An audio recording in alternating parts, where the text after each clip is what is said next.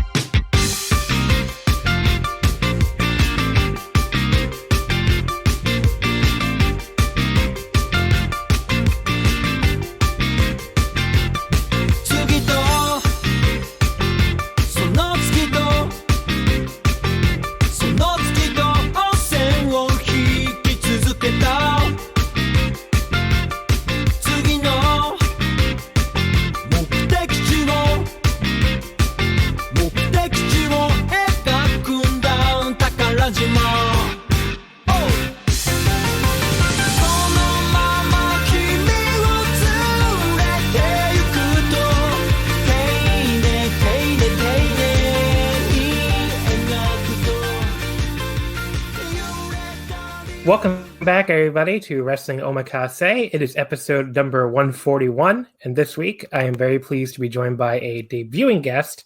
Hello to Mr. JoJo Remy. Hi, JoJo. Hello. How are you? Good. How are you doing? I'm doing well. I'm excited to talk about some wrestling. I think wrestling is kind of at a... There's an undersupply right now of wrestling, so I'm not one who usually goes back and watches old wrestling, but this is the perfect time to do it, so I'm excited to talk about it. Yeah, I don't know. I get, like, when it comes to doing old wrestling, it's like I'll get in a mood where I want to watch specific things, but it's pretty rare for me too. It's only like a few times a year, whereas obviously doing this project has been like, kind of fun. We're just diving into a lot of different old matches and seeing, getting picks from other people and all that.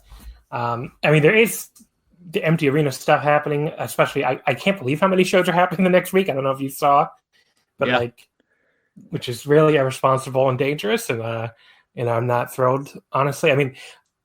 I get it to a degree because if you look at the promotions doing it, I'm sure they probably need whatever Samurai is paying them for this content. But it is really I just hope nobody gets the virus, It is very scary. I think these shows are, going to keep some of these promotions afloat for a little while. It's empty arena wrestling is, as we've now learned after seeing so much of it, it's very different, right? So, I think it's a little bit understated how important the crowd is in a wrestling match. But there's been a few gems so far. Particularly Noah has had a few really good empty arena matches that I've seen. So, yeah, I'm trying to pull up the schedule. I think it's like All Japan, 2AW, 01, Big Japan. I think those are the promotions running on Samurai, right? Something like that. Yeah, that sounds right. I think All Japan has 2. Personally, I'll probably only be watching the 2 All Japan shows. Yeah. Let me see if I can find it, because I finally remembered what his Twitter account was on. But yeah, there's 2 All Japan shows. There is a 2AW show, like you said. But, it's a bunch of stuff. It's all airing on Samurai, so I assume all of it will also be, if not on streaming services, then they'll be on various... and actually, I don't even know how to. You and I both have Samurai TV. I don't know how people without Samurai. I guess they get it from Twitter now, right? Like these people tweet out the links. But I don't know.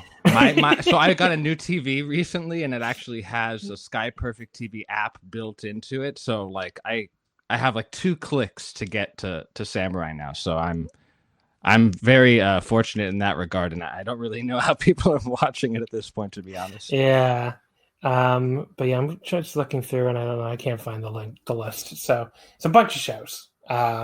We're not talking about them here because, like I've talked about the past couple of weeks, it's not really my thing. I'm going to watch them. I'm probably all of them because I'll be bored enough, I'm sure. But it's not really I don't find them interesting enough to talk about. To me, one of the most interesting things about pro wrestling is like the reaction to the crowds, and how the crowd's reacting to this and how the crowd's not reacting to that, and that it gives you a great thing to talk about. And it's like with these empty arena shows, it just takes away a major thing that you're gonna want. Like there is, you can't be like, wow, he's getting a lot of momentum with the fans, or the fans are really getting behind him. It's like, I don't know what the fans are behind watching at home. They need like a little poll, like a little thumbs up or thumbs down. It's like, do you like this Yuji Kobayashi reign in 2AW? And they can either vote thumbs up or thumbs down. You know what else I could do is, how like on Instagram live videos, there's like, you can do like instant reactions that like, puts like hearts or whatever as the stream is going on. So they could have like a bar, like in a video game, for each wrestler. If Cyber Agent was doing this for DDT, maybe it would work, or maybe for Noah. Yeah. And then like the people that are watching it could like real time basically like boost the momentum or their support of one side or the other. I don't know, if it would be interesting if they could maybe like put it on the screen in the venue and the wrestlers could try to change how they're calling the match in reaction to it. That would be next level. But yeah. I mean, I'm glad you mentioned Cyber Agent, because the other point is none of the promotions that are corporate backed basically are, doing this. Well, and I think that's, as I said before, these companies that are doing it are the ones that need to do it to stay afloat, or they can't turn down the TV revenue. So I think the ones that have that increased security can make the better call in terms of the judgment. Yeah. So like, Noah was originally going to run a bunch of empty arena shows, but they're not doing it, all in May. DDT, I don't think is running anything. I think they're just doing talk shows, obviously. I mean, New Japan has not run anything since it started. Like, the last show was late February. Yeah. I don't think there's anything on the books for Stardom. So, that anecdotally, I've heard, you're pretty well connected over there, too. I've heard that, like, New Japan actually isn't really in danger of making any cuts or anything. And from talking to my other friends, like my more... who are into the other side, I guess, of Bucci Road. Like, apparently, their gacha, like, mobile game income is way up since this thing started, which I guess makes sense. Like, what the fuck else do people have to... Yeah, so, like, that's probably helping, I guess. It's probably covering for, the law, because they're losing money, not just with New Japan, but also they run, like, a lot of anime events, and all of those are obviously not happening. But, yeah, I mean, like, if they're making so much extra money on other divisions, I guess, it's a lot easier to sit there and say, well, we're not running any New Japan shows. We don't have to cut anybody. So yeah, and I assume Cyber Agent gets ad revenue from Abema and stuff like that. So they're probably okay. Those Noah shows are doing pretty good numbers. Like, they're doing like over 140,000, I think.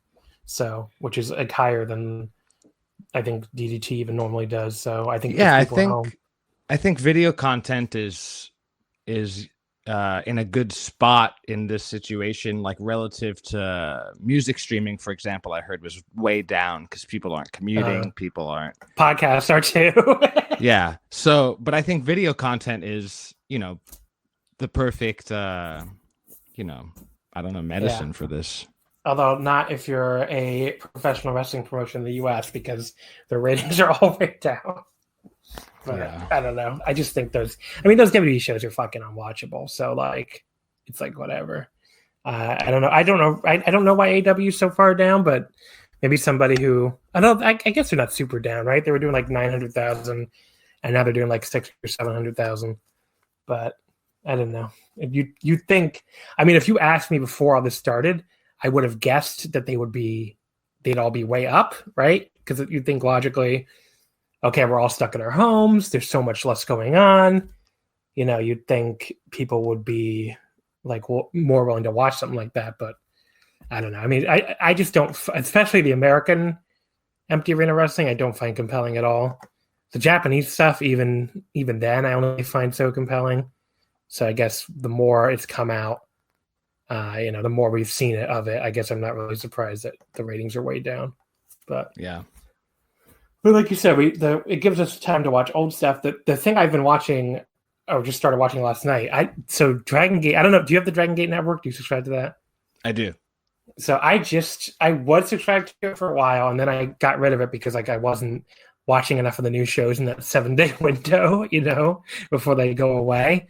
But what maybe we subscribe is they're uploading all these original Toryumon shows, like starting from episode 1, the monthly TV, in like the most amazing video quality. Oh, like wow. I don't know if you've seen, like I guess you haven't seen these, but like they're like these shows from 1999 and like, you know, into like I think they're up to like 2001 maybe. Right. Like we've basically never seen this kind of video quality for these early Toryumon shows. Right. Because even it's all like second generation VHS tapes and right, like even like when I was first starting out as a Japanese wrestling fan, like 2002, you know, I would order DVDs and stuff, and I would rent DVDs from you know, from stores, but like this Japanese rental store that was near my house. But like they were basically, you know, they just TV rips off of Gaora, so like the quality really was not very good. right. And I'm sure that's the stuff that's ended up online too. Is all these TV? I mean, I'd never seen, you know, anything. I mean, you saw the match we watched today. That the video quality on that wasn't very good. Right. But you know, these episodes on the DGNet site, on the other hand, I think they look like they're straight off the Masters. I mean, we've basically never had video of that quality, you know, online anywhere. So that is really cool. And we also do. Go ahead. G Plus, you know, the company that broadcasts Noah has been putting on some old Noah shows in really, really good quality HD on TV. You know, maybe 1 or 2 every month. But they're going back from the beginning of the company, so you get really high quality for the first time of those shows too. Oh, I got to look into that. Okay, Yeah. thanks for that tip. But yeah, because I have G Plus. But yeah, I mean, anyone listening, you should, if you're really into, you think you would be into old Toryumon, which is like from the start of the promotion, and you know you want to check it out. I mean, that is just, that's worth the $15 alone. I think. Like if you're listening to this, I think you should probably check it out. I'm gonna go out and say that. I don't know. Some people don't like Dragon Gate style. It's all right. Yeah. But yeah, I mean, like that. I just watched the first episode last night, and just like seeing Magnum Tokyo's first entrance in Korakuen and like almost HD quality was just like holy shit. But yeah, I mean, like these women like shoving the dollars down his pants a little too aggressively, honestly. But anyway, but yeah, that's a really cool feature. And they also have this other feature where like all the wrestlers are choosing like their favorite matches, and they're going up, and a lot of them are very old matches that have not been online in high quality. So like I think Dragon Kid chose or Dragon Kid or Kness, I don't know who. But one of them chose the Dragon Kid versus Darkness Dragon mask versus mask match. That's very famous from 2002, I want to say. I think that was Kness, yeah. Yeah, and like that, you know, just to see, I'm gonna watch that probably tonight after we record this, because to see that in like super high quality is gonna be really cool. So yeah, DGNet, that's a good archive if you're looking for old stuff. DDT Universe has a lot of old DDT. New Japan World keeps adding stuff, although, I mean, their video quality really isn't as good as the DG or DDT sites, in my opinion. Which is silly, right? Because their streaming service is operated by the people that own all of their video content. It's really stupid. I don't know why. When they first launched it, I mean, we're getting way off topic here, but when they first launched it, they uploaded a bunch of stuff that they had digitally, but that's been the most disappointing part of New Japan World for me, is that they're sitting on so much content that they're not utilizing. But I digress. Yeah. So I guess we'll see.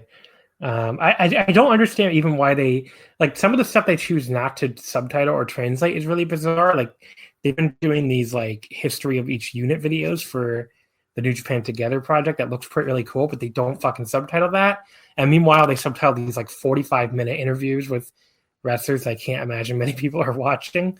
So I'm just like, okay, like, why don't you subtitle these history of LIJ videos? I'm sure all the LIJ fans would like to, you know, who don't speak Japanese would like to know what they're saying. But okay, they're not doing that. So I don't know. They make some very bizarre choices over there, I have to say. If anyone happens to listen to this, which it could be far-fetched, it could be not be far-fetched, you know, please subtitle those videos if you happen to hear this. But anyway, so let's get into our 5 matches. First of all, so I guess before I start introducing the matches, I haven't really even talked about your history as a podcaster. You did Japan Audio Wrestling from when to when exactly? I did it for about a year. Right. Yeah, about a year. Maybe 2 years ago, or maybe Right. 3 years ago at this point. But yeah, so my history as a podcaster is pretty short, honestly. But yeah, Chris Charlton had been doing it, and he had me on as a guest, and then basically asked me if I would take it over. And I hit the ground running and didn't really know what I was doing, and I kind of experimented with different music things, and then it was fairly short-lived, but I enjoyed it, and I enjoy podcasting. I enjoy the people that I get to talk to and the viewpoints I get to hear, and yeah, so that's basically something that I've been doing since I've been here in Japan, and something I'm considering getting more into now that I have a lot more time on my hands, but I haven't fully decided if that's going to happen or not. Yeah, I mean, what you talked about, like having different viewpoints on it, I mean, that probably is my favorite part of hosting the show, is where I get to have so many different people on who just like, all have their own opinions on stuff. But yeah, I mean, I used to listen to that show. I used to do a lot of solo episodes, right? I remember. Yeah, so I would try to have a guest on every time, but there were some solos, and it wasn't even like really a set schedule. I think basically if there was something noteworthy to talk about, or I went to a really good show, I would talk about it. We did some DDT, we did some New Japan, some Dragon Gate, some All Japan. I think that was basically what I covered. Oh, I guess Noah. But yeah, I mean, getting the different perspectives and meeting the people and, making the connections was pretty cool. If I was doing it with someone that wasn't living here, and then when they came here, it was, we get to meet in person and that sort of thing. So, yeah, pretty cool. And that's what I think you were doing it. Maybe you weren't doing the show yet. The first time I met you was March 2016. I want to say, like the first. Yeah, it was like the Allen for L trip where we all went to Invasion and Attack. That was my first time in Japan. Yeah, so I had just moved here a couple months before that. And I was actually planning on going on the trip with you guys if I wasn't going to end up moving here. And then it kind of just worked out that my timeline got pushed up and I was already living here. So that was a really fun trip, even though I kind of ended up on my own a lot because I don't know. I had been wanting to go to Japan long before I was a Japanese wrestling fan. So like I had like this big list of stuff that like I really wanted to see. And it felt like almost everybody else on the trip was like, I want to see Hurricane, and I want to see God, what the hell's the name of that wrestling store? Todokan? Yeah. Like I want to see Todokan. They felt like some days they spent like 8 hours in that store. And God bless Todokan, but I don't know. Like, I do not regret going to, like, I did a day trip to Kyoto, and I do not regret doing that over spending the day in Todokan. But yeah, I don't know. There was just so much shit I really wanted to see. I mean, I'm not going to sit here and pretend I also wasn't a huge nerd because I did spend plenty of time like in Japanese arcades. But like that is again what I've been dreaming of seeing a Japanese arcade since I was like 12 years old, probably. So yeah. But that was the kind of shit I wanted to do, and like everybody else on the trip was not. There was like actually Joey Bay was kind of the closest to a fellow weeb, I guess, because he had like studied Japanese in college and was like actually kind of interested in like more of the cultural stuff than anybody else on the trip, and he did go with me on a bunch of it. But it was pretty much either just me or just me and him a lot of the time. So it was what it was, I guess. But I mean, going to the shows with all those guys was really fun. So, for sure, that's a lot of times now, recently, or not super recently, obviously, but my main wrestling viewing in person is with someone that's here on a trip. Right. So whether it's Joey, like you mentioned, or Alan, like you mentioned, or Jonas, or anybody who comes, I think a lot of those guys were on that trip. Yeah. It's a good opportunity for me to catch up and see some wrestling at the same time. So that's the point I was going to make. Once you go on one trip, you probably go on another, because that's just such a fucking fun place to travel to if you can afford to do it. So, like, I'm not surprised all those names were also on, because every name you mentioned was on that 2016 trip. Yeah. But I know all those guys have gone. I mean, Alan was over there at the same time as me, I think, on this last trip. I think he was I ran into maybe 3 shows with them this time. They were here. Yeah. I ran into them at we were staying at the same hotel by chance, because I really wanted to stay at the Tokyo Dome Hotel finally. It was always like booked every time I tried before, but I finally got it somehow. I only did like 2 nights though, because it's very expensive, but yeah, it was kind of cool. But yeah, I mean, it's just such a cool place to travel to. And, like I said, I'm not really surprised people keep going back, because, back, if you're listening to this, back before coronavirus, people used to travel to places. It's a thing we used to do. Yeah. But like you said, it must be cool for you to see, people, with their eyes light up the first time they're in Corkin and stuff. I'll tell a quick story. So I guess it was his first trip. So Mort, the first time he came, he might get embarrassed by this, but basically, he was coming from Narita, I guess, and into Shinjuku Station, and my office is in Shinjuku. So I said, I'm on my lunch break. I'll just come meet you at the station. And I'm waiting outside the turnstile for Mort. And I see him turn around the corner. I don't think we had ever met before, so I'm going to go with the fact that this was his first trip. And, like, he was like a man possessed. Like, when he saw daylight and the turnstile, he just, like, plowed through it, didn't even think about how he would pay, and just, like, just, like, burst through into the wild in Japan with so much excitement. And then, like, the station staff had to like come chase him down and say you have to pay to get out. But yeah, because it's tap in and out for people who don't know. Just like Boston, I think, is also like that here. Yeah, or if like you don't have the train card yet, you have to pay. Yeah, you have to pay with a ticket, and it's not super intuitive if you've never experienced it before. But the main point of the story is that first stepping foot in Japan can be awesome if you witness it. For some people like Mort. Was that because that was 2017? Because I was on the same trip with him actually. So so maybe it wasn't his first trip, which makes it even funnier. But I don't know. 2017 G1 was that was his first trip. Okay. But it wasn't your first trip. Yeah. I think that was right. I think that's right. Yeah. Because I've done 3 so far. So supposed to do a 4th in October. Will that happen? I don't know. As I'm learning with all these other canceled trips so far, will I get my money back from the airline? Fuck no, I won't. So I don't know. I'm sure you'll make it back eventually. Yeah. But I mean, I honestly, I'm more worried about that than whether or not I'm going to go. Because if I don't go in October, I already have a trip planned, like with like pretty much all of my like longtime like anime fan friends are planning a trip at the end of 2021.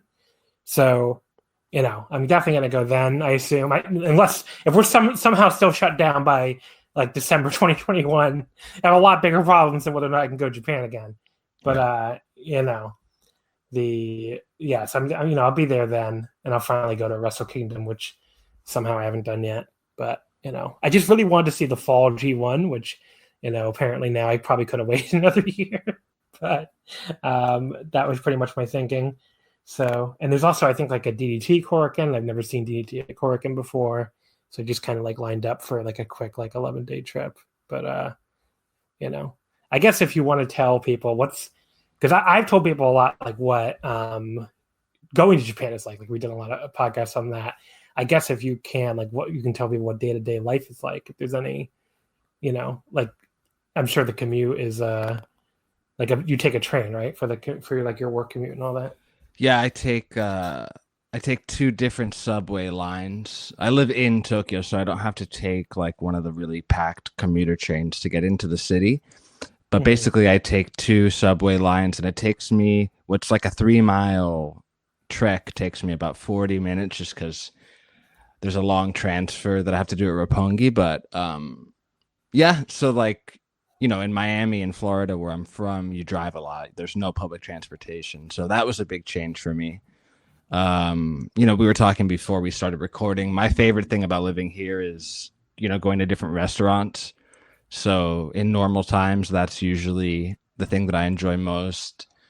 Just trying different types of ramen and different types of whatever. Um, and life here is good. I mean, it's a little strange at the moment, but I really enjoy living here. And if anybody has the opportunity to either study here or work here and is thinking about it, I would definitely recommend doing it if you get the chance. Yeah. Yeah, I mean, it's pretty much. I have a lot of friends who have gone over there, and most of them have like to live or study for a while. And like most of them have positive experience. There's like one or two that didn't really like it because it can't. It's. I've always said like Japan is. It's the closest you can get to the West while also still being so different that you feel like you're on like a different planet. But it's still enough like similarities that you're not going to be like completely lost. Like I've heard from people who have lived other places. Like to me, it sounds like if you went to name a completely random country like India, you would be more lost than you would be in Japan. But they both have that similar kind of like the culture is so different that it is like really interesting to experience. But Japan is much more like I think still a little easier for us to get used to, if that makes Especially sense. Tokyo, right? Like if Yeah, you're coming to Japan and you're in Tokyo and you're coming from another big city, it's going to be somewhat familiar, even though it's going to feel a little bit like another planet as well. yeah. So that's always interesting part. And obviously, if you come from somewhere with public transportation, that part of it won't be Yeah, it's crazy. easy. It'll just be functional compared to Yeah. New York. And But there's English signage everywhere and stuff like that. So if I that's know. holding you back from coming, that's not a thing that I Yeah, would worry about. I've made that point to Joe Lance a million times because he's very scared that he would get completely lost. But he's also very much a car guy, so Yeah. I'm sure it'll be a little daunting. But anyway, I guess let's get into these matches finally. So, if you haven't listened to the last two episodes, the format here is pretty simple. You pick two matches, I pick two matches. Those we're going to talk about. And then the fifth and final match was we each picked a third match, and they went to a fan vote, and the fans chose the fifth match we're going to talk about. Before we get into the first match, if you had to guess, on average, how many days people in the US have to wait to see a doctor, what would you say? Well, Americans have to wait around 29 days to see a doctor in most major U.S. cities. I imagine it's even longer right now, but that's what it was before the coronavirus stuff started. If you're dealing with a condition like erectile dysfunction, you want treatment ASAP. That's why our friends at Roman have spent years building a digital platform that can connect you with a doctor licensed in your state, all from the comfort of your home.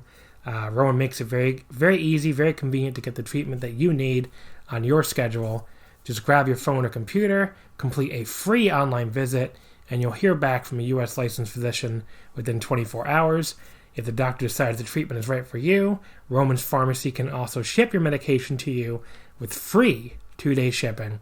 You also get free unlimited follow-ups with your doctor anytime you have questions or want to adjust your treatment plan.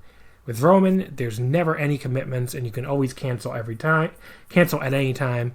If you're struggling with ED, go to getroman.com/VOW for a free online visit and free 2-day shipping. That's getroman.com/VOW for a free online visit and free 2-day shipping. So let's start with your first pick, which was Jun Akiyama versus Kenta Kobashi from July 24th, 1998 in All Japan. I guess go ahead and first of all introduce the match. If you have any special history with it, I guess you can talk about that, and then if you, I guess, explain why you picked this match. Yeah. So, basically, you know, seeing Kenta Kobashi for the first time is what initially sparked my interest in Japan, basically. It was the first Japanese wrestling match I ever saw was Kobashi against Misawa. I've told the story before. It more or less changed my life, right? I eventually started wanting to understand what the commentary was saying, so I learned the language. It has influenced my life so much that now I live here because I saw this wrestling match. Not the one we're going to talk about, right? Yeah. But basically Kenta Kobashi is my favorite wrestler ever. And this match that we're going to talk about is my favorite match ever, for sure. Okay, wow. Yeah, so that's why I picked it. This is not only my favorite Kobashi match, but it's my favorite match of all time. And I didn't see it, at the time. This was a little bit before I started watching Japanese wrestling, maybe like a year before. So it took me several years to see this match, and it didn't really get that much hype. So honestly, I don't even know. It wasn't one of the, I didn't go to it next. I saw that 97 Misawa Kobashi match, and then I jumped in and started watching the contemporary stuff. And then I went back to the earlier 90s stuff. And it took me a long time to get to this match because it wasn't really critically acclaimed. But I don't understand why, because this match. Go ahead. So I got an interesting comment when I was, when I put out this match on the Discord and the Omakase channel. Chad Campbell was another guy who's been around forever, and seen the internet fandom for a long time. He basically said this match got slept on because a guy by the name of JDW didn't like it. And you have to understand, I guess in 1998, the Japanese wrestling fandom in the West was so fucking tiny that one person not liking a match was probably enough to keep the critical, the critical opinion of that match down for a while. And usually the most accessible versions of these matches were going to be the versions that aired on TV, which were probably clipped. You could get copies of the commercial tapes too, but like you said, if one didn't get the rub initially, it may not ever get really the eyes on it. Yeah. So what he said was that this JDW person who used to, for other people who are, I guess, old heads like us, do you know the site, The Other Arena? Do you know that site? Yeah, for sure. Yeah, so he was one of the Other Arena guys, basically. So he was very influential, I think, as far as the internet wrestling fandom, especially Japanese internet wrestling fandom in the West at that time.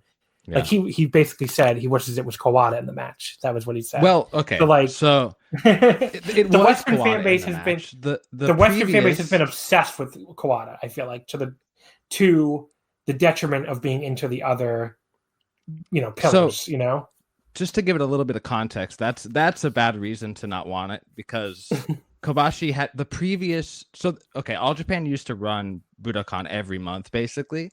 Yeah. And at the previous month's show, the main event was Kobashi versus Kawada, and Kobashi won the title from Kawada. So they had just done that match. Right, but I think he meant Kawada instead of Kobashi. Because remember, got it. Okay. Didn't Kawada win the title? Yeah. Didn't Kobashi win the title from Kawada right after Kawada finally beat Misawa? Yeah. Well, sure. Okay, so the internet wrestling fandom at the time was very obsessed with Kawada over here. Kawada was sense. The guy, and they took the title off him so fast because he was fucking bombing his champion compared to Misawa. I mean, it just wasn't working. If you go back and read the Observer at the time, I don't remember if it was maybe you can argue they didn't give enough time or something, but I think his one defense or his tour where he was champion or something. I don't even know if he made it through one defense, but the tour after he lost the title or something like that was just the attendance was way down. Yeah. So they were just okay, we have to go in a different direction. We can't do Misawa again. I think he was either hurt or just taking time off or something. So I tried Kobashi instead. And I feel like this whole period and the fact that, Kawada gets that big win over Misawa finally after so many years and then immediately loses the title, caused a great deal of resentment of Kobashi among Kawada fans. So I think that's kind of what the internet wrestling thing was. And somebody can correct me if I'm wrong, but that was always my perception years later, looking back and like talking to people and reading. I used to just like read old wrestling forums sometimes and read, observers and stuff. It definitely felt to me like the Kawada fans resented Kobashi winning the title so quick. So that makes sense. That June match where Kawada dropped the title to Kobashi, it was really, really good too. So if you haven't seen that, check that out. But yeah, I mean, so in terms of this match, when Kobashi won the title from Kawada, he basically said that this was going to be a new era of All Japan. So his first defense was against basically the face of the next era after him, which was Akiyama.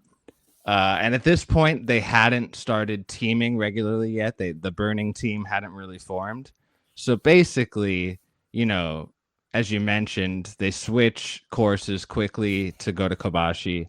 And then he says, okay, I'm shaking things up and, this is a new era. And then Akiyama's his first challenger.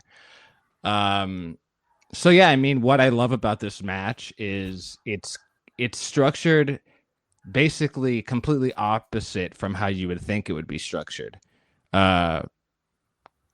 So there is a long history between Akiyama and Kobashi, which I won't really get into too much. I will say quickly that Akiyama had his debut against Kobashi, which was a huge deal. Probably the biggest debut match in All Japan history, because Akiyama was a pretty decorated amateur.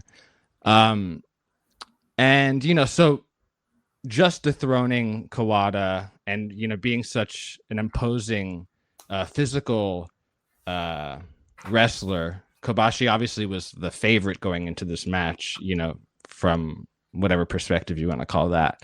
But Akiyama gets like all the offense. He just completely destroys Kobashi's knee. Basically he had already kind of weakened it throughout the tour. So Kobashi was wearing a sleeve under his knee pad, and they just did an amazing job of basically building up the tension to the point where Akiyama hits this low drop kick, and like the reaction, we're talking about not having a reaction in an empty arena match. Well, this match was made by that first reaction on that low drop kick. And then, Akiyama's just relentless throughout the whole match and doesn't really give Kobashi any offense. Or Kobashi doesn't take any offense, I guess you can say. And Kobashi's selling is just fucking incredible. So the combination of like Akiyama being this like somewhat of an underdog that is just super, super aggressive. Yeah, he's an underdog prick, not like an underdog you want to root for. Yeah. So, it's just like the perfect blend to me that ends up being the perfect match and my favorite match ever. Yeah, I mean, look, all I'm going to do is praise it as well. I mean, I had seen this before, but it had been a long time. I'd say probably it must have been at least 10 years, probably longer than that. So, I probably saw it. I went back and watched a lot of the major Triple Crown All Japan title matches pretty early into my Japanese wrestling fandom. I think a lot of people probably did at the time. But like the last time I saw this must have been like at least 10 years ago. Yeah. But I still remember. I mean, I remember that Akiyama like really went relentless on the knee, and that was basically the story here. There's just Kobashi. What makes this match is that Kobashi is just such like one of the best, if not the best, like babyface puro workers of all time, and he was so good at like conveying both. Like you said, the selling was incredible. But there was a universe where this match does not work because, like you said, Akiyama's the underdog. Kobashi had been in Triple Crown champion already, right? I think like 96, right? Yeah, this was his second reign. This is his second reign. So he's already established as the main eventer. He just beat Kawada in like 2 seconds, which pissed off the Kawada fans. Although really you wouldn't know that from listening to the crowd. The crowd in Japan was always really behind Kobashi, which always made the some of the some of the people who didn't like him over here kind of sound stupid. Anyway, but yeah, I mean, like the crowd is super, super behind him. But like he's way bigger than Akiyama too, especially at this point. Jun will put on more weight as you go into Noah, but at this point, Kobashi looks gigantic, and he easily. The match easily could have been like this big bully beating down this younger underdog, but they work it in such a perfect way. And Jun comes up like such an asshole, like attacking this leg. Jun's like work here, just like mercilessly going after the leg was like really, really good. And I think kind of signaled the transition of his career, into the next stage that you'd see where he would go on to be, possibly the best. I mean, you could make a strong argument this is the best face versus the best heel in pure history, right? I don't think anyone would call that. Even if they didn't agree, I don't think anyone would call that a crazy argument. So I think that's a pretty sound argument. After just having watched this match again, I'm not going to argue with you, but yeah, I don't know if I would if you asked me who the best heel of all time was. I don't think Akiyama would necessarily be my first pick, but. Yes, and I think in terms of the seeds that were planted in this match, you could tell. I mean, there's just so much to this shit, man. So, like, you could tell that the booking here was intended, obviously, to set Akiyama up to be Triple Crown champ at some point, right? Yeah. So they put Akiyama and Kobashi together as a team after this. They had an awesome run as a team, probably the quintessential tag match of like the late 90s head drop All Japan era is probably one of their matches against the Untouchables. And it's anyway, like the setup here for the match we're going to talk about probably next, I would assume, is amazing too. It's a little, obviously not, I don't think it was intended that it would happen somewhere other than an All Japan ring. And obviously some injuries for Kobashi got in the way of them really being able to tell the story sequentially. But yeah, this was the match that made Akiyama look like a guy who could be the best wrestler in the world. And he would eventually become the best wrestler in the world. But this was the first time you saw that, I think. Yeah. And the other point I want to make, I mean, you said Kobashi's leg selling was incredible. A lot of the times when you point out that a wrestler nowadays is not selling the leg consistently in a leg match, whether you're talking, there's been a lot of examples recently, whether you're talking Takeshita, Kento Miyahara, Kenny Omega, all have been guilty of it at times over the past few years. And one of the excuses you'll get is like, well, they're trying to have this very modern back and forth, big spot match. You have to accept that they're not going to always be able to sell the leg consistently. Anyone who ever makes that point should watch this fucking match and watch Kenta Kobashi sell the fucking leg the entire match. He never forgets about it the entire time. He always remembers to clutch that leg every single time. He will get like the shortest little bursts of energy to be able to hit these lariats, and he'll immediately sell the leg. He won't go running across the ring perfectly to hit fucking 5 knees to the face in a row. He won't do like a fucking perfect dive. Not that he ever did many dives anyway. But like he still like he'll do these little tiny bursts of speed, maybe, to hit these lariats. And that is it. He always kept his running to like a complete minimum. He's never running across the ring over and over again. And he's always selling the leg every single time he goes down. I mean, some of the lariats he hits in this match were like he's almost just like jumping into it and hitting the lariat and then immediately selling the leg again. It's just like the level of dedication to leg selling here. I mean, it really made me think like maybe one of the reasons why I'm so much harder on all these modern wrestlers when they do these leg matches and just either completely blow the leg off or alternate between selling the leg and like, doing 5,000 handspring dives or something. That another one that's very guilty of it recently was Will Ospreay in that match with Tanahashi in the G1. They couldn't believe so many people praised. Maybe because I grew up with Kenta Kobashi's leg selling is why I'm so hard on these people. But yeah, you can do it. There are a million fucking spots in this match. Anyone who watches this match can tell you they do suplex exchanges. They do a million fucking amazing spots in this match, and Kobashi sells the leg the entire time. So don't tell me it's impossible. It is very possible. Yeah, and I think the other thing they do is they work the leg into the big spots, right? So like there's a crazy apron dragon screw. That it looks brutal. Because it's, you know, targeting the leg, and the bump that Kobashi takes is crazy. There's a top rope dragon screw. Kobashi does these like suplexes on the outside that are just pure desperation, just like flings Akiyama with that burst of energy that you were talking about on the lariats. So that structure of like Akiyama pulling out the stops and doing crazy shit that you've never seen. Like there's a couple times where he just throws Kobashi's knee into the turnbuckle or the guardrail. These dragon screws out of nowhere that he hasn't typically done. And then Kobashi just using these short bursts to kind of fight back and, you know, eventually win is, you know, just adds to it. But yeah, the whole thing about the selling is completely true. And this is how you sell a limb.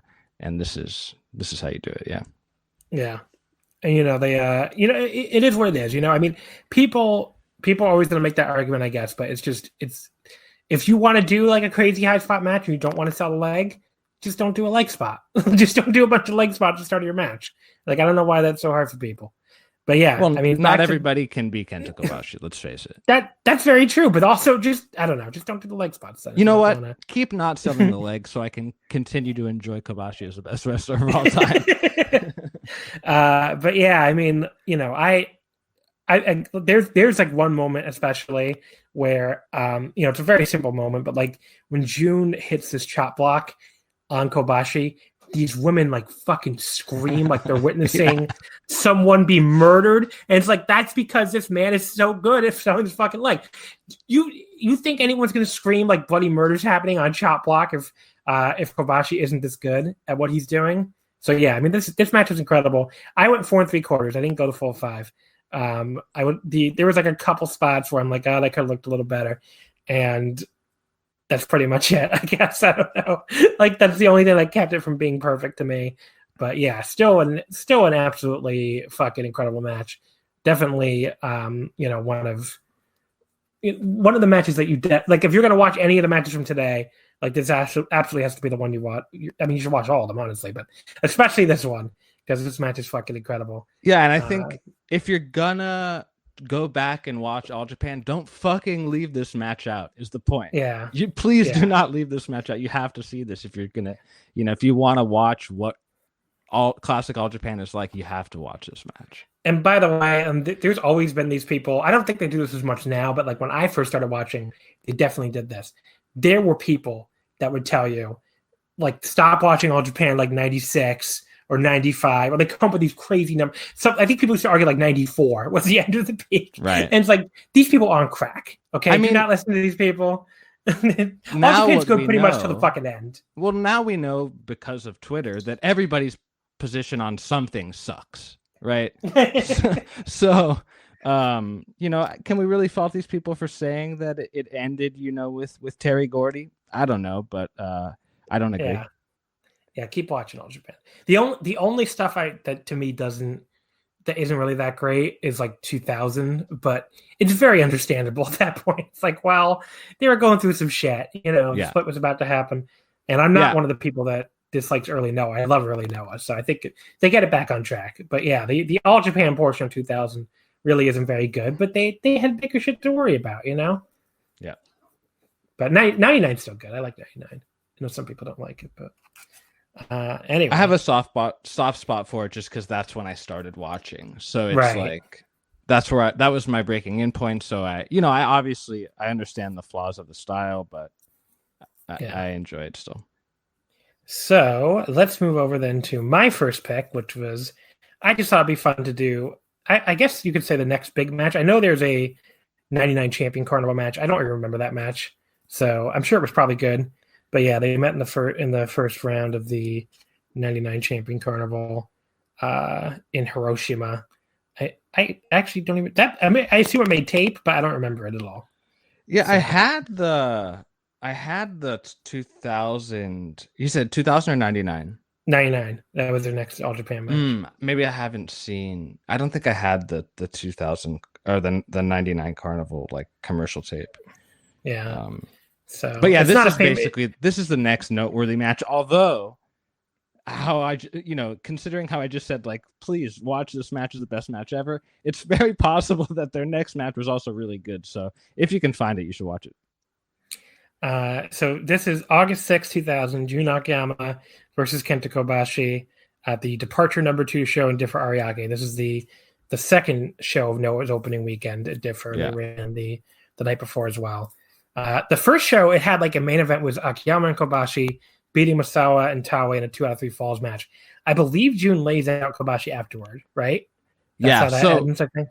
Yeah, he beat Misawa in 2 minutes with a front neck lock. He debuted that finisher basically on that first Noah show. He comes out, to give some context if you guys haven't seen it. So he wore blue his whole career, Akiyama. Then he comes out for the first Noah show wearing white, and you think the knight in shining white armor is going to be the good guy, teaming with Kobashi, who's obviously the good guy, but he beats Misawa in 2 minutes with a front neck lock. Doesn't really release the hold right away.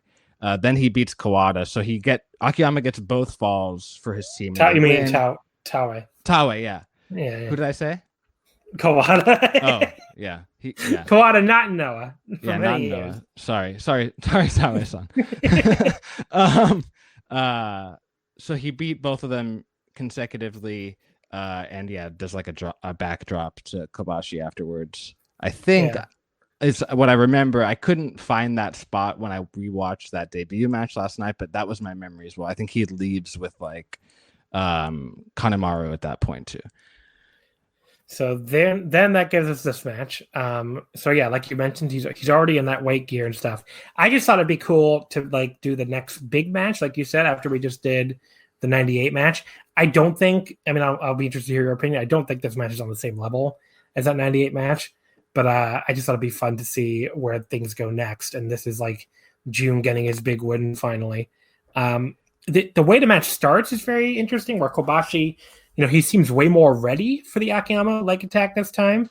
Like his knee is all bandaged up, and I believe that's what he misses. That's why he misses all that time coming up. Yeah, so right? He had just had surgery on that knee 2 months before this match, and whatever the severity of the recovery was, he says that it was only at 70% still. As the match was starting, and he taped up his elbow because he had supposedly hurt that in the match the previous night.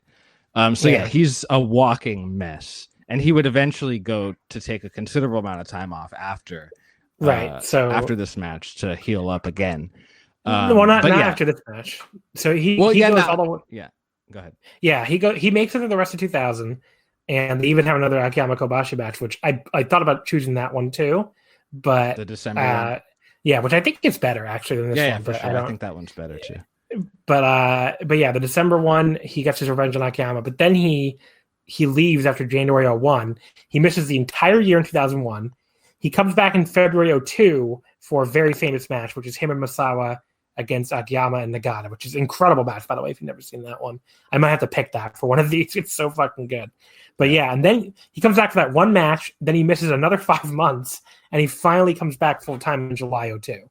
So essentially, other than one match, he's out for a year and a half after January 01. So it's, it is like, this is like, basically that was definitely I get why people who are huge Kobashi fans may be like, early Noah is not as good. I still think early Noah is awesome, but you definitely see things pick up when he comes back.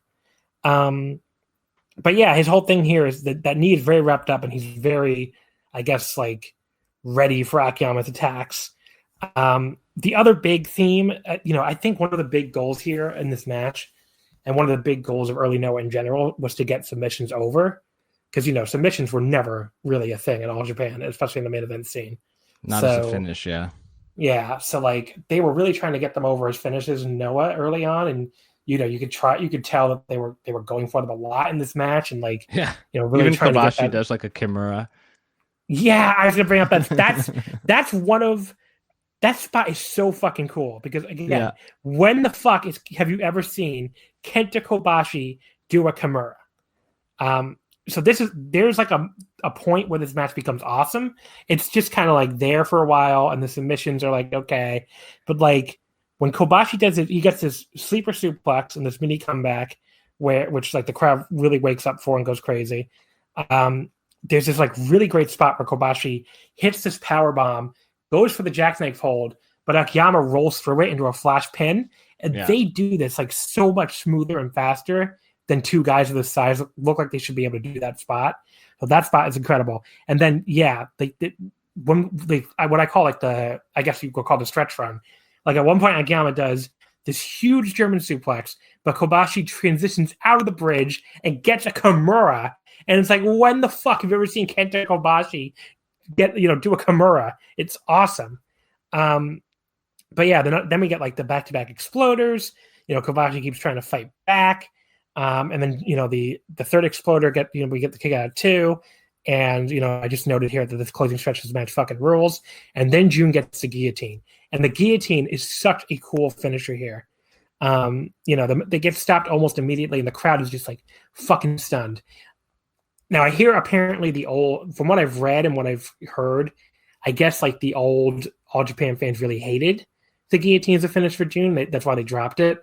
But like, it was such a cool move. I wish they hadn't, because it was such a cool way to end this match. Which like, yeah, I mean, Kobashi can have all the fighting spirit he wants. He can kick out of all the fucking exploders he wants to.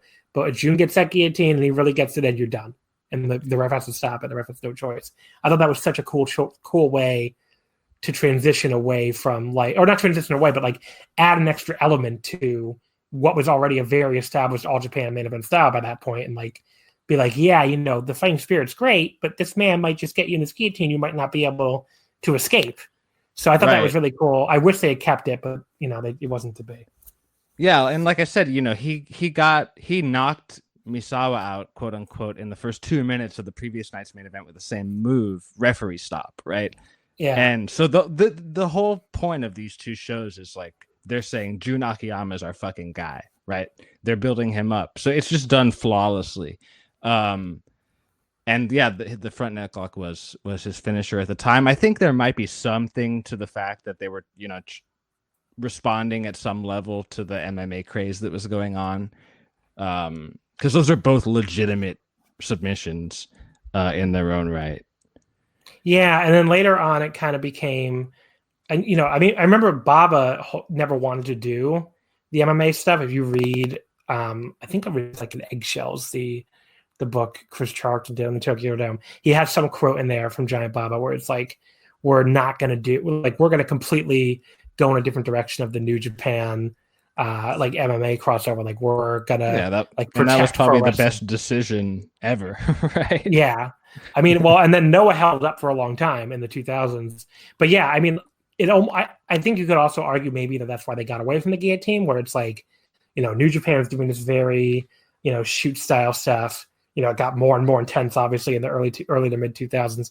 We're going to go in the complete other direction. We're going to be, total Kings Row pro wrestling. We're not going to do any MMA style stuff at all. And maybe that could be also a reason why they got away from the guillotine, which, like you said, I think it was the right decision for their business at the time. I mean, like they did way better business in Tokyo, especially than New Japan was doing for a little while, which is, I think that submissions are definitely a part of that Baba era All Japan style, but they're just not, like we said, a finish, right? They're used to wear down the guy. You see Kobashi in both of these matches just cranking at Akiyama's neck to set him up for the lariat. Obviously Misawa did a face lock. Kawada had the stretch plum.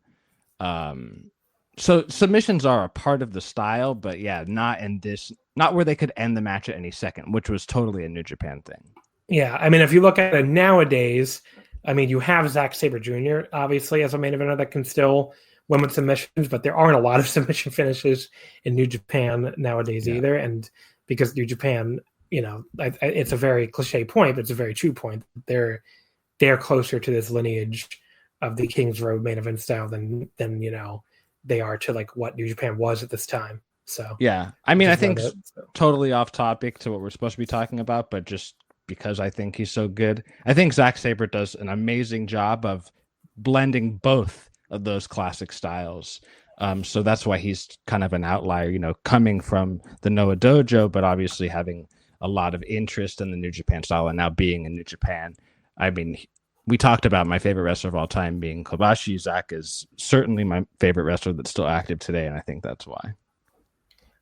What would you give this match, the Kobashi Akiyama? I would say I was thinking 4 flat, maybe. I mean, it's not a match I absolutely loved, you know, but it's a match that I thought was really good. Yeah, I think 4 flat. I think I'd probably go 4 1/4 just because, you know, it gets there for me, but I think that's the right range for sure. Yeah, I mean, the early to mid part is just a little too boring, and like all the hold stuff is like I mean, it doesn't really seem like it goes much of anywhere. But Kobashi's selling is still really great, and that stretch run is just so much fun. And in a way, you can compare it to a lot of, again, the main event New Japan matches now, where like the early portion doesn't really do a ton, but once it really kicks in the high gear, it really kicks in the high gear. Well, I think in the context of the other match, it does something, right? Because he goes for that low drop kick and Kobashi's ready for it. He moves. That gets a huge reaction, right?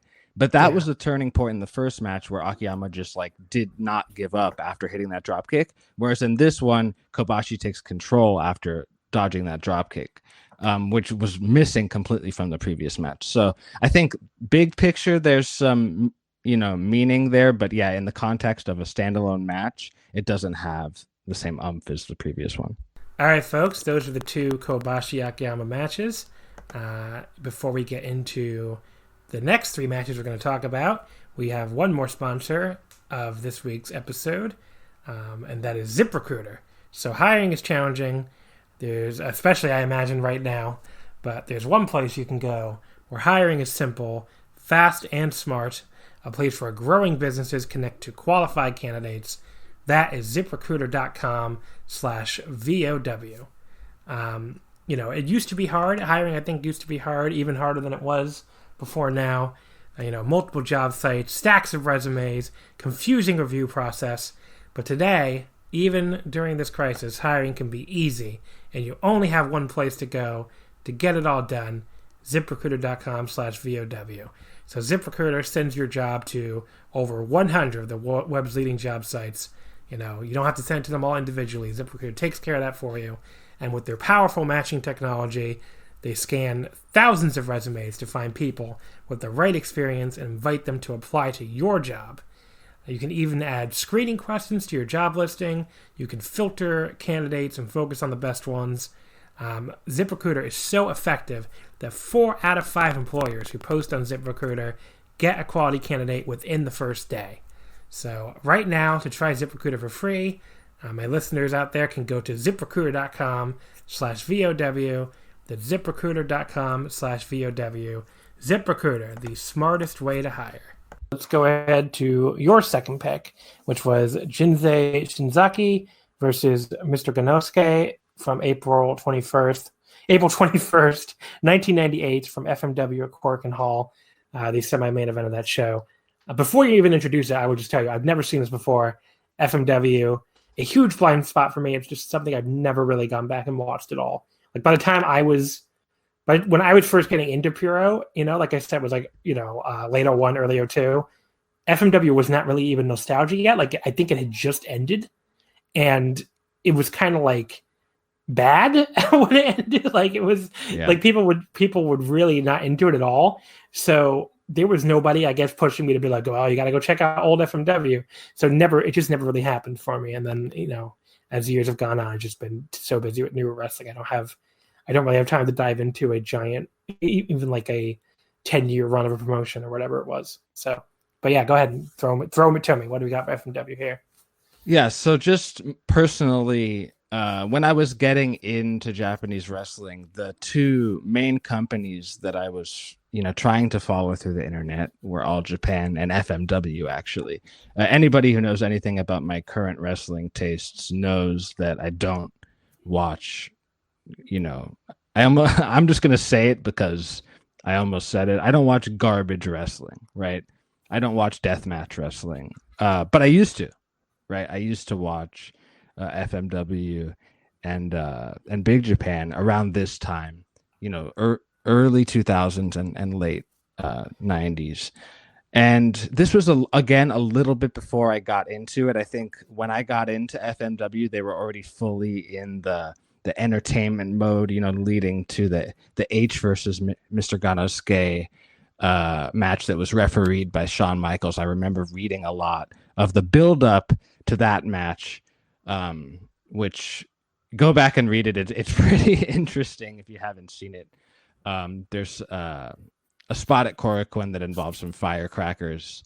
It doesn't hold up very well, but anyway, so I think this match sits in the middle of the two main or maybe you could say there's three eras of FMW. Like the first era of FMW where it was like Onita going against these complete hodgepodge of MMA / deathmatch guys. Then like the golden era. I would say this is like right at the end of the FMW golden era, leading into the entertainment era. And this is another match. Which I want to say, people in the West, I think, hated the entertainment era. I remember everybody talking shit about it constantly when I was first getting into Puro. It's like FMW at that point was like a thing that used to be good, but man, it fucking sucks now. Like basically, that's how everyone talked about it.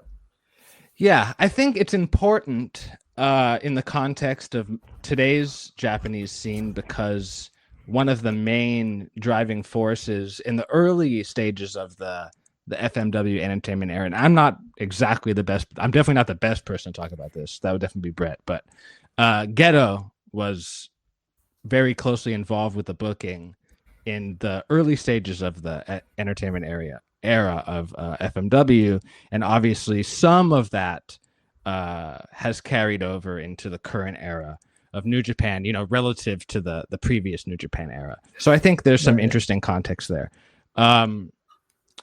But yeah, so I think the reason why I picked this match is because it happened in the same year as the other one, and this is my favorite FMW match of that era. And two guys that don't really get the love that others, like obviously Masato Tanaka is a much more accomplished, much better worker than either of these guys, but these guys deserve to get talked about too, I think. Especially Jinsei, who like basically still looks like he could go out there and have this kind of match, which is incredible. Ganosuke is retired at this point, but I think so. What I like about this match is it really reminds me of like it's not a death match, right? It's a street fight. It reminds me, a lot of this match reminds me of like the brawls that you see even in Dragon Gate and Korakuen currently. It just feels like a Korakuen match, really, because they're around the whole venue, and it has a really, really cool face heel dynamic, almost like to the extreme, where Ganosuke is the leader of the heel faction that's called Team No Respect, which is a very in your face nod to the fact that they're heels, and Jinsei is obviously like a monk, more or less, so he's purely babyface. And Jinsei's actually an outsider at this point, so he was Hayabusa's tag team partner, but he's still a Michinoku guy. And you can hear, like, compared to the previous match where they were 100% behind Kobashi, you get some Ganosuke support, even though he's the heel in this match. But yeah, so right away, Shinzaki take a crazy bump and splits open the back of his head. Definitely not intended. But Ganosuke really goes after it. And basically, similar to the previous match, this match is more or less all Ganosuke on offense, which is not the same as Akiyama on offense at all. But I think, it's another really cool match with a good face heel dynamic. And who was helping Ganosuke with the power bomb? Kanemaru. It was a woman. Okay, right. No, not a woman. Oh, I know what you're talking about. Oh my god. Yeah, okay. Kintaro Kanemura, who was I thought it was Go ahead. I thought it was what the fuck's your name? Kandori, maybe? Yeah, no. Yeah. Yeah, Shinobu Kandori. I don't know. Yeah. So no, that's Kanemura. He's the dirtbagist of dirtbag wrestlers. Yeah, no, of I that know time who he period. is. I guess I didn't recognize him because he was the guy who dances to that fucking Offspring song. So yeah, that was their Team No Respect thing. They all did it in like tidy whities. Yeah. I think they were called the Brief Brothers, him and Ganosuke. Oh my god, did you know Shinobu Kandori's now a politician? I did not know that. No. She is now a LDP House of Councilor member in the Diet. Wow. National legislator. I had no idea, but there you go. All because I mistook her. But yeah, if you don't know who Shinobu Kandori is, I mean, she was a big lady. I mean, she was like 5'7", and build at 165. I think she's probably a little heavier than that. Since she was also an FMW, so like, yeah, it's not completely insane. I thought that was her, but it's not. Yeah, it's definitely not. But yeah, I just wanted to say that.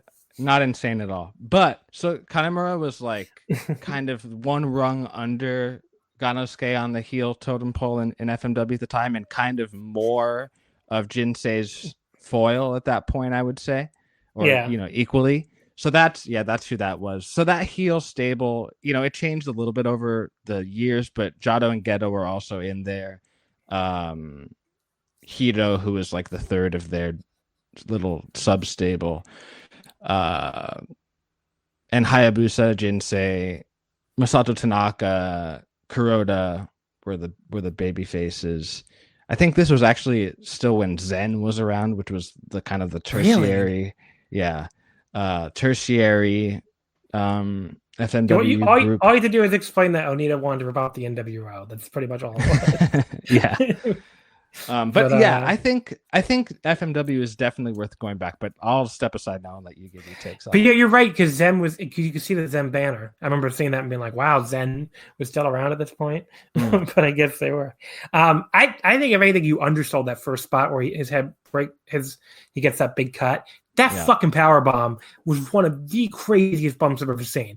I mean, they pick this guy up on the apron and they just fucking toss him, and he lands like on the back of his fucking neck.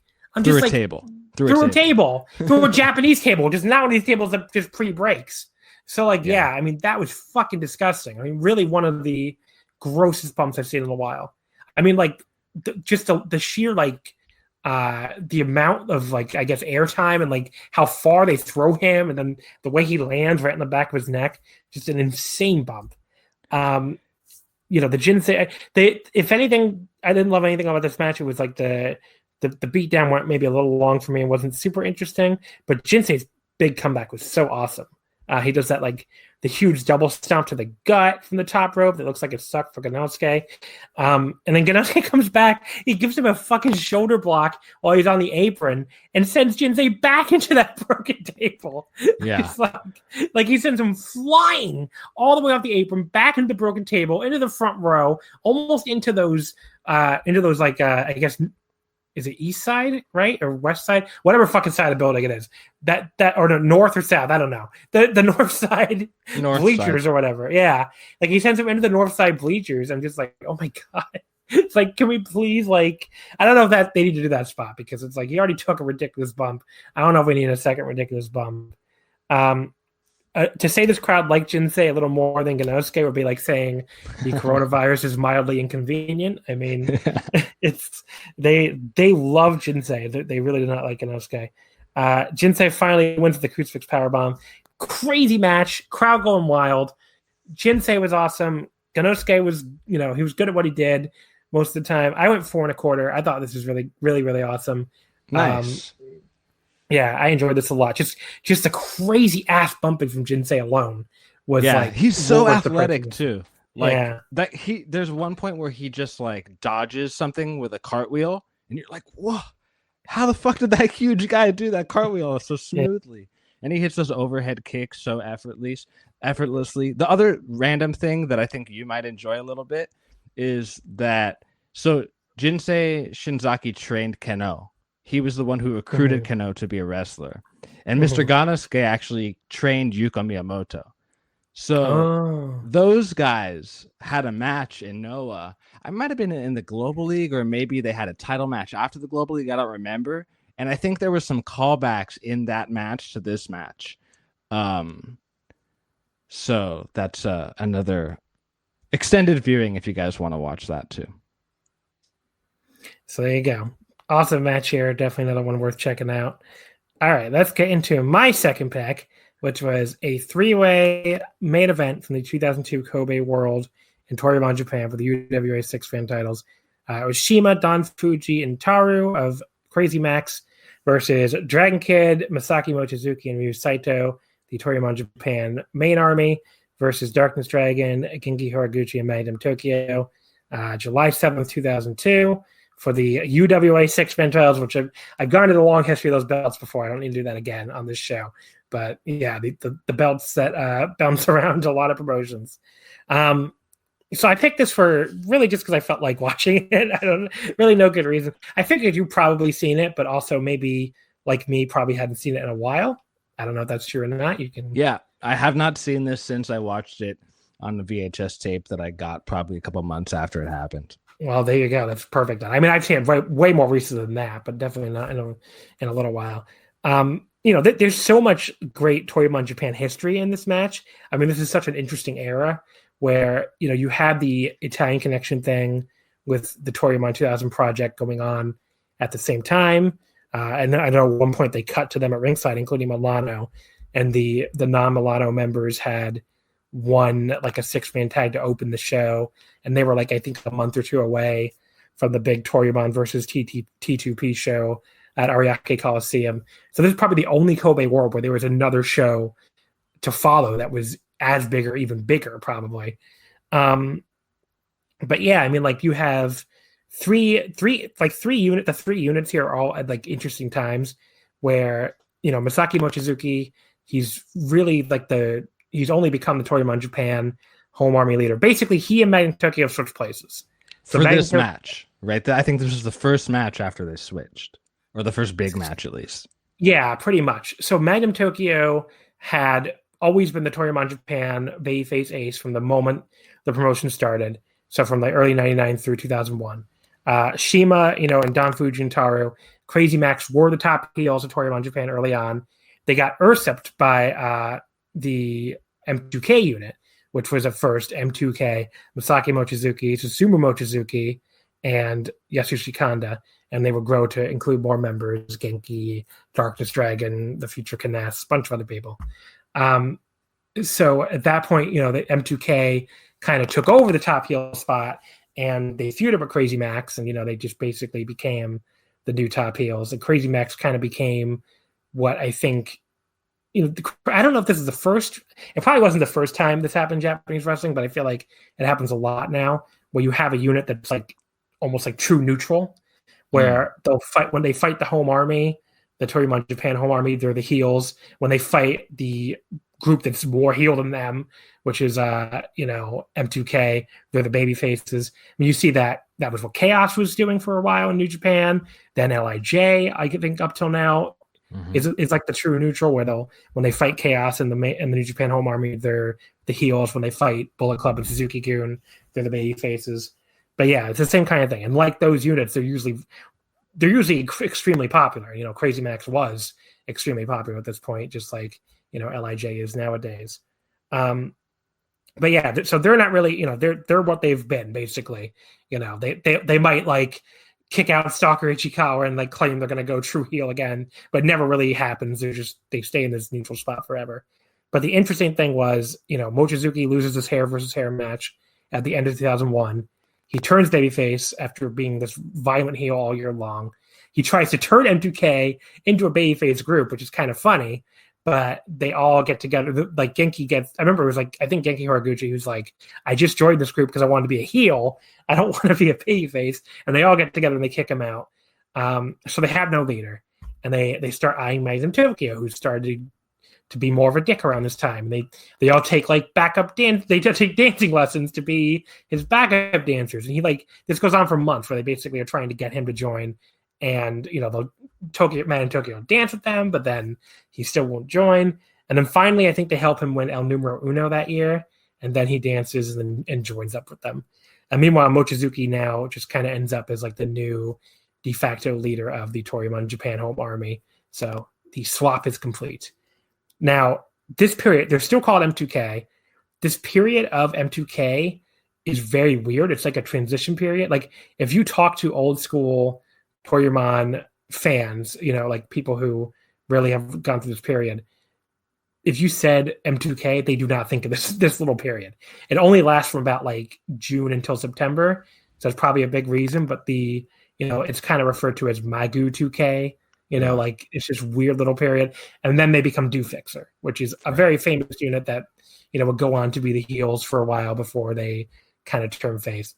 But yeah, so, this is like the unit that would become Do Fixer within a few months. I don't associate dancing with M2K, right? I associate scooters with M2K. M2K are the punks, the scooters.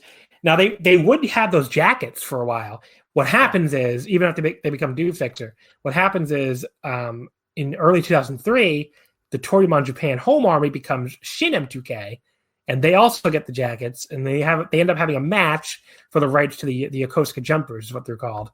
So Poor Susumu, who, by the way, loses his name, of course, for the first time, becomes Susumu Yokosuka, based on his hometown of Yokosuka. Then he also loses the jackets from his hometown. So Poor Susumu in this period just loses everything. But yeah, I mean, like, it's an interesting period. It's a transition period in a lot of ways. It wouldn't always set up great stuff in 03 because, Shin M2K was a huge failure and people didn't really like it because they were just the home army acting like M2K, which people thought of M2K as heels, it didn't really work. But, just kind of, it was a thing, I mean, it was a transition period into stuff that didn't always work out great in 03, but, 03 really isn't a super memorable year, I feel like. But, the stuff that some of the stuff in 03 is really good, though. I don't know. But, yeah. So, like, this whole period right here is, like I said, more of a little transition period. But it results in a main event that's really famous. I mean, this three-way six-man. I don't think it's the first ever three-way six-man.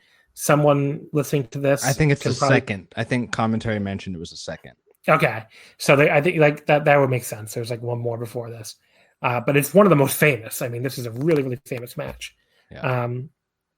Did you watch the entire the M2K entrance? By the way, the dance is so fucking long. I did, and like, I was focusing on Susumu, who still dances with the same level of unenthusiasm. And he would be in this fucking unit dancing for like 3 more years or something, or 2 more years. Yeah, Poor like guy. I think Final M2K forms like either at Kobe World 2004 or right before. So he's got like 2 more years of this because he'd be in. This is definitely where Genki showed his potential as a dancer as well. Yeah, who's surprisingly into it? Darkness Dragon. Like he's just like I'm like, okay. I think the thing about Kness is that he's just good at everything. Yeah, pretty much. No matter what he wants to do, he can do it. The Toryumon Japan Sekigun come out to "We Need a Hero" in Japanese, which I always loved. Such a great theme song. But yeah, I mean, so real quick. So I watched this match with all the matches. I actually, God bless her, with my wife yesterday. And so Mochi is my wife's favorite wrestler, and one of her favorite things about Mochi is his theme, and the disappointment on her face when she realized that it wasn't his theme, but then it was "I Need a Hero." She was super happy. So it was like an instant turn of disappointment. Then, oh, okay, I like this song too.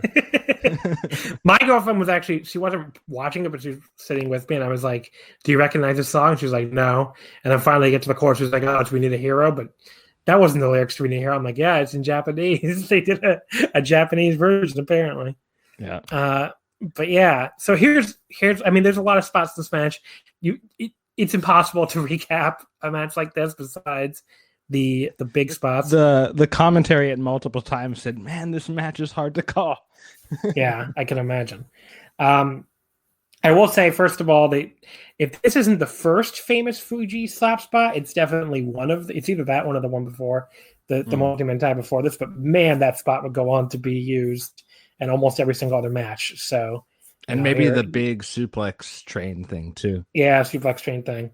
So you could basically, if you've watched one of these multi-man tags long after this, I mean, you can see the genesis of a lot of the stuff they do to this day here. If you ever wonder what Dragon Kid looks like, here's your chance. Because when he gets the Dragon Rana on Magnum Tokyo, and Darkness just pulls the fucking thing right off, and there's a great shot of his face. The camera's right on his face before he's like panicking, covers his face, and then lets Magnum reverse it for the pin. So this was elimination, so that eliminated Toryumon Japan, and the match went on with the two teams. And then we also got the blue box, the original blue box, but Susumu shows up with it, but he's not in the match. But he accidentally hits Magnum Tokyo in the face with it, and that leads to Shima pinning Genki to retain the titles for Crazy Max. So why don't you go first? What were your thoughts watching this after so many years? Yeah, so I mean, there's a big blind spot in my Toryumon / Dragon Gate watching history, but I have seen a lot of it, right? I've seen a lot of the early stuff, basically up until 2003. Then I stopped watching wrestling altogether. And then until like 2012, when I restarted watching wrestling again, there's a huge, obviously, blind spot. But I've seen almost everything since then and almost everything up until 2003. And I haven't really gone back to watch any of the stuff I missed, which is probably something I should do now that I have all this time on my hands. But this match holds up really well. And I think my main feedback on this match is that, these wrestlers have held up for the most part. We'll get to the one that I don't think has held up that well. But I think these wrestlers are basically the same guys that they are today. Obviously with some, moving a little slower, some incorporating more comedy, some actually better on Mochi's part. Yeah. One who's retired. Well, long since retired, actually. Yeah. But, it doesn't seem, although they look very young compared to today, it's the same style that you can see in Dragon Gate today. A lot of the same spots, like you said. A great crowd. Really, really entertaining. I liked it a lot. On the flip side, I'll say two things. At the time, I didn't realize how over Shima was. He's super, super, super over. And that stood out to me. That's kind of still on the positive side. On the negative side, man, Magnum Tokyo does not hold up on tape at all. Yeah, he's bad. He's very bad. I mean, it's really one of those things. It's one of those things where I have to constantly remind myself, like, yeah, he was super over. He was he had a huge fan base and people loved him, but he was, and I as a kid, I liked him. Like when I first started watching, I'm like, oh, he's very charismatic. But yeah, he's not a good wrestler. he's not super sloppy. Yeah. Yeah, he's not very good. And so I'm glad I watched it only for that, because I had this misconception that he was just as good as everybody else, but that's not the case for sure. But everybody else is still really good. So yeah, no, I enjoyed this a lot. You totally get why they pushed him as a main eventer, but he was so much worse than the other main eventers. It was very even Taru is good in this. Who I don't think of Taru as as good as the rest of them, but Taru is really good in this match too. So the one thing I was going to say, and maybe this is just, I got burnt out on the Dragon Gate style maybe 3 or 4 years ago. And pretty much whenever I stopped hosting Open the Voice Gate is when I got pretty burned out on Dragon Gate after watching it for like 15 years. And it's like going back and watching this, especially, like watching that first Toryumon Japan show was really interesting from like a, like, wow, seeing these people as babies and like really, fun to watch the genesis of the style. At this point in 2002, I mean, you could take this exact match and plop it down in, at least when I stopped really watching every single show, and it would not feel out of place at all. That's both a positive to this match and I think a detriment to how the style has evolved over the last 18 years, which is to say, it really hasn't evolved much at all. And I feel like maybe that's why watching this match with 2020 eyes is just like, this stuff is really interesting to see how it all started. But like I said before, some of these spots are still in like every single multi-way, multi-man match. So it's just like, the 15th time you've seen the suplex train or the Don Fuji slap spot, it's not going to hit with you the same way it did the first or second time. So, that's just a note I definitely thought of when I was watching it. Not to say this wasn't really good at what they were trying to do, or wasn't hugely influential, or wasn't any of that stuff, but it doesn't feel, you don't get that feeling like with almost everything else we're watching today of like timelessness, I guess. Whereas like this match to me feels very, very, very similar to so many other Dragon Gate like multi-man, multi-way matches, which were my favorite types of matches when I first started watching. That like, it doesn't stand out as much, I guess, compared to some of the other stuff we watched. So I don't know. Putting it. Oh, sorry. Go ahead. I would say that I actually would call it timeless in the sense that it could happen today and not really stand out as being from a different time. But what I would say is that it's not super unique anymore. Right, that's a good point. Unique is a better word. At the time, it was probably super unique. It was, I can remember. But with today's eyes, it's definitely not super unique. Yeah. But and it makes me... I will also say, in the defense of the current Dragon Gate roster, there's been some turnover since you stopped watching. And the main event scene doesn't feel like they could have this same match because there's so many different people today. Right. I mean, I really should watch more of the current stuff, but it's something I'm going to get around to, I think. But like, if you haven't dug into Shin Skywalker at all, you're making a mistake, I think. Okay. I went to the show last year and I liked it, but I liked how they had it was like the King of Gate show, I think, the King of Gate Cork, and I don't know if you were there too or not, but like I was at one of them, yeah. I liked how they had like more outside indie people there too, and like it felt more like they were trying to get outside of their box a little bit. Like Kazuma Sakamoto, I never would have guessed that guy would fit in well in Dragon Gate, and he was pretty great. And Kai is another one that has, I know the Dragon Gate fans didn't like him at first, but I think he, sure, has worked out really well there. So I would like to see him do more of that, and mix up with outside people more and bring in more outside people. I mean, they did that a lot during parts of their run. I mean, people forget that Kota Ibushi was there a lot too, Liger. But like I want them to go back to. I would like to see them do that like some more. I feel like they didn't do a ton of that this decade, especially, or this past decade. So I would like to see them get more, for sure. Yeah, more outside people involved. But yeah, so the other thing I was going to say is, and maybe I'll put these on, subsequent weeks. I already made my picks for next week and I didn't remember to pick them. But like, I'd like to see how other big matches from around this time hold up, and like if they also seem, like if they seem more unique. Like I would maybe the 4-way multi-man tag with Itakon added to this mix, the following year at Korakuen, or just the Itakon versus Crazy Max, a straight up 6-man tag from the Toryumon Japan versus TTP show a couple months later. So either I'll check that out on my own, or maybe I'll pick it in a different week. Watched some Milano stuff recently, and he really holds up. He's like no other. I mean, he was my one of my earliest favorites. So like, he's, and I just watched the first 2 T2P shows the other day, and he was he was still incredible. I mean, the it was way really he funny. Moves, it like there's no one that moves like him still. Yeah. I mean, the one thing I will say, it is really funny watching him try to sell, especially early on, where his idea, because if you remember like early T2P, I mean, he was like such like unbeatable ace person that like they probably just didn't have him doing it at all. So the few times he would have to sell something, like his idea of selling was like basically, I'm going to look bored.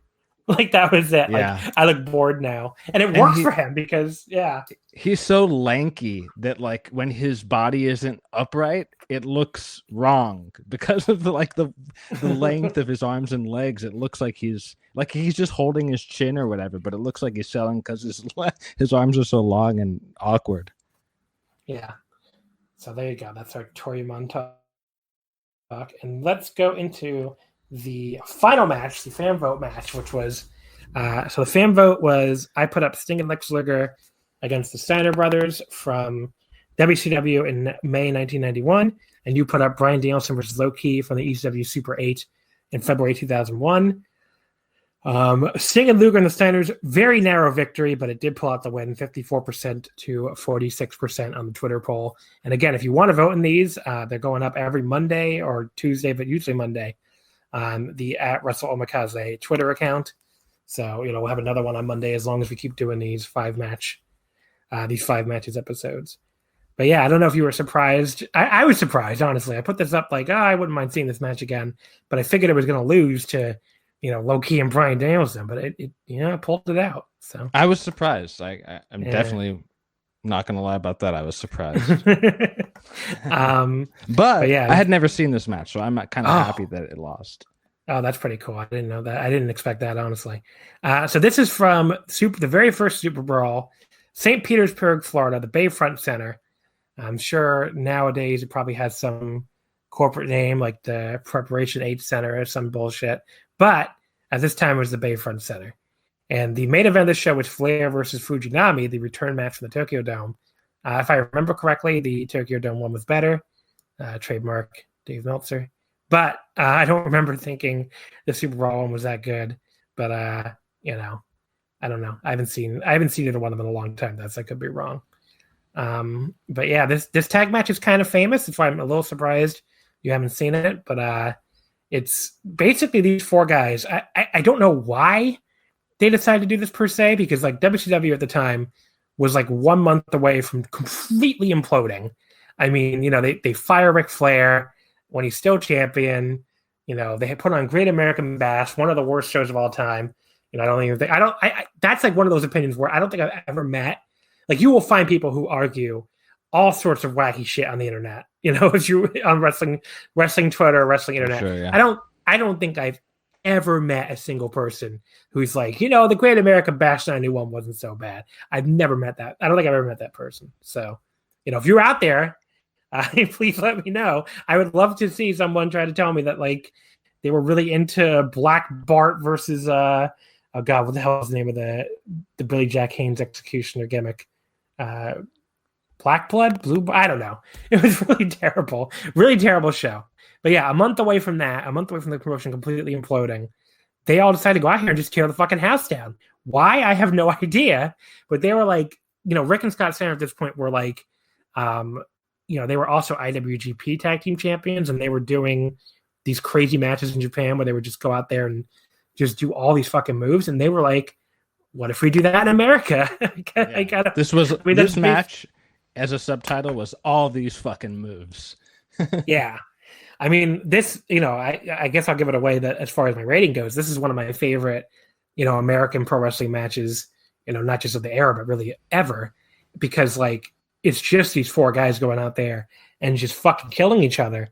And like, when you really watch it and you're like, to do like this crazy heavyweight tag sprint in 1991, like no one was doing this. I mean, like no one was doing this. I mean, WCW/NWA obviously had a lot of amazing tag matches up till now, but it was like this. Yeah, it was like the Southern Formula tag, which, I talked about one of those when I was on with Joe Lanza a couple weeks ago, which, it was really good, but like, it's never been my personal favorite style of match. Whereas this, I mean, like, this is exactly like the kind of match. I mean, if all of American pro wrestling was this, I would like American pro wrestling a lot more, I guess is the best thing I can say. Because this was, this would not have been on a Place on New Japan show at the time. I mean, I don't know why they decided to do this, but it was great that they did.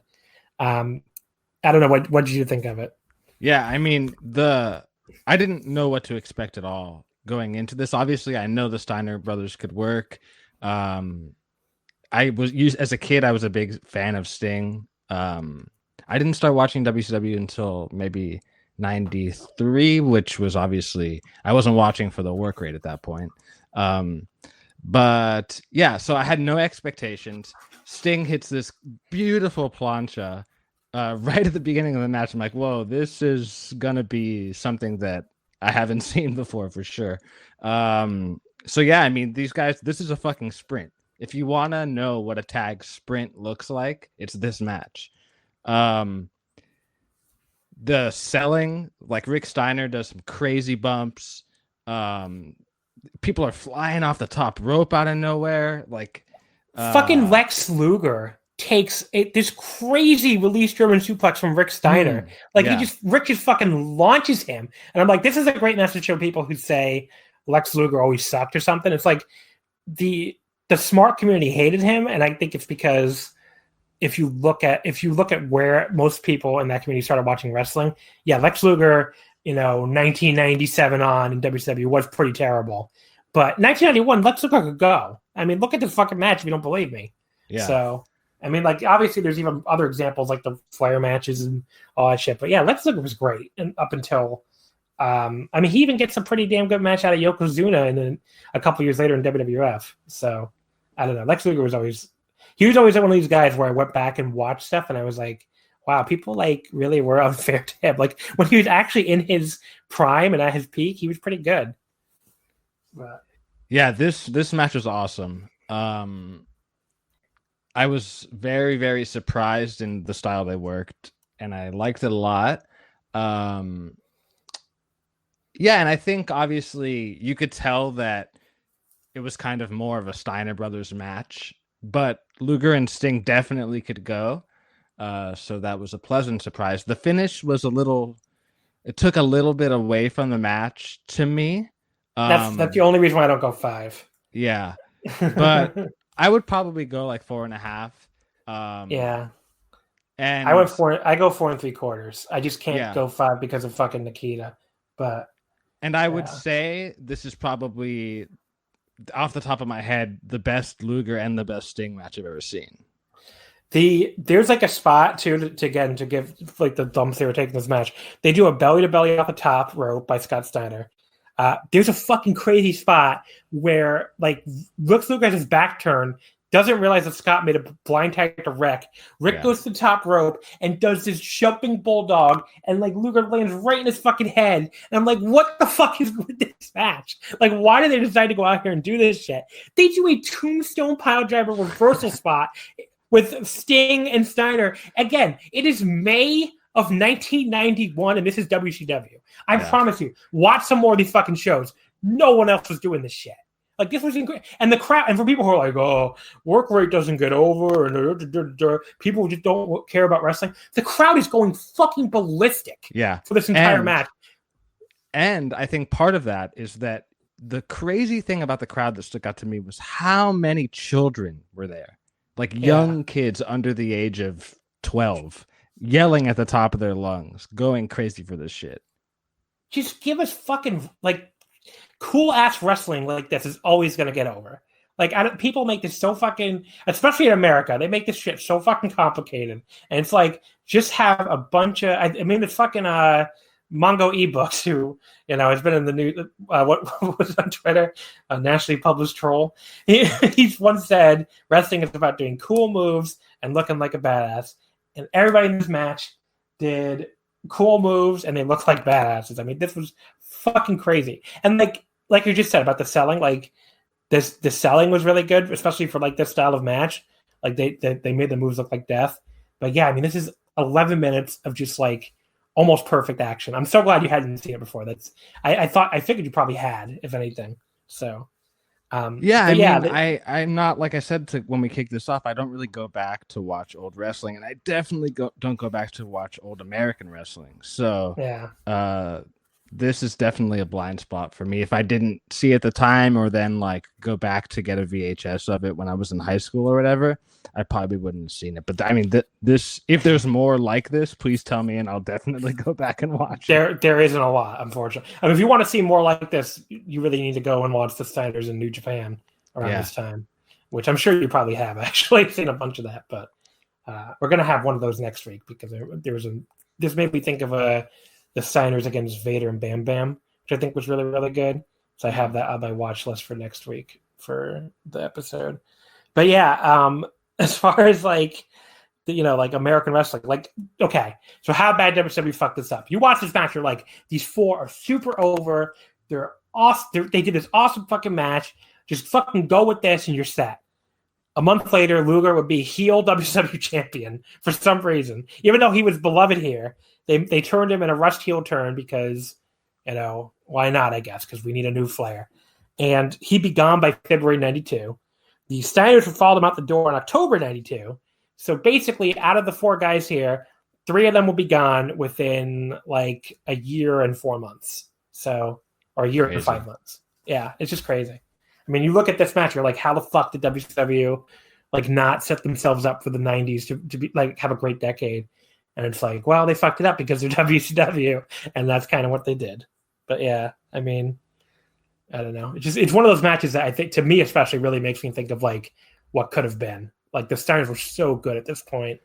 Luger was still good, Sting was good, and especially like in this style of match, it's like this like should have revolutionized American wrestling. They should have just run with this type of stuff, and they had other talent too at the time. But I don't know, the revolving door of WCW owners or whatever, it just didn't, or WCW management, I should say. It just didn't. It wasn't going to be. But anyway, watch this match if you've never seen it because it's really good. I fully agree with that for sure. So, JoJo, I guess we can wrap things up here. Why don't you go ahead and plug your Twitter if you want to? Yeah, my Twitter is JoJo_runs. You can follow me there for intermittent wrestling takes, but more so other stuff. But yeah, that's all I really have to plug. I guess that, and everybody go wash your hands. Everybody wash your hands. We want to get out of this eventually. You can follow us on Twitter, of course, at Omakase. Wrestling would not fit. But yeah, that's pretty much it then. Next week, it'll be me and Oakgan, who's been on here before, at Oakgan on Twitter, of course. We've already picked our matches, and we got a fun bunch together, so that'll be next week's 5 matches episode. We have a ton of these episodes lined up. I honestly can't believe how many people want to do this stupid concept I came up with in 2 minutes. So it's been way easier to find people to do this than it ever was.